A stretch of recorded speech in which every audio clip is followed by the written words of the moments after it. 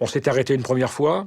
J'ai fermé le volet puisque les AML avaient un volet pilote. J'ai fermé le volet du pilote, je me rappelle très bien. Et il m'a dit, bon, allez, il faut y aller, donc en avant. Donc on a pris la piste qu'on connaissait, hein, puisque c'était une piste qu'on avait reconnue moult fois. Donc on a continué un peu sur la route, on a pris une piste sur la droite, et là c'était l'apocalypse. Ils nous attendaient de partout. Il y en avait à droite, il y en avait à gauche, il y en avait devant, il y en avait derrière, il y en avait de partout. On voit le départ du coup.